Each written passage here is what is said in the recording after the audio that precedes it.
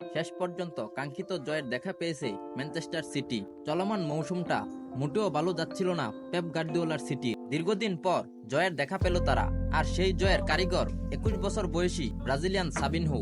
গতকাল রাতে নিজেদের এবছরের শেষ ইপিএল ম্যাচ খেলতে লেস্টার সিটির বিপক্ষে মাঠে নেমেছিল ম্যানচেস্টার সিটি। ম্যাচটিতে ম্যানচেস্টার সিটি জয় পায় 2-0 গোলের ব্যবধানে। প্রতিপক্ষের মাঠে এই দিন প্রথমার্ধের 21তম মিনিটে গোল করেন ব্রাজিলিয়ান সাবিনহো। এই মৌসুমে তো বটেই, ম্যানচেস্টার সিটির জার্সিতে নিজের প্রথম গোলের দেখা পেয়েছেন এই ব্রাজিলিয়ান। এই 1-0 গোলের ব্যবধানেই প্রথমার্ধ শেষ করে ম্যান সিটি।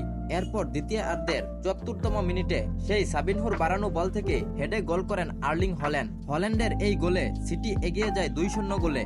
শেষ পর্যন্ত এই 2-0 গোলের লিড নিয়েই মাঠ ছাড়ে ম্যানচেস্টার সিটি। এই ম্যাচে 1 গোল ও 1 অ্যাসিস্ট করে দলের 2 গোলেই জড়িত হন সাবিনহো।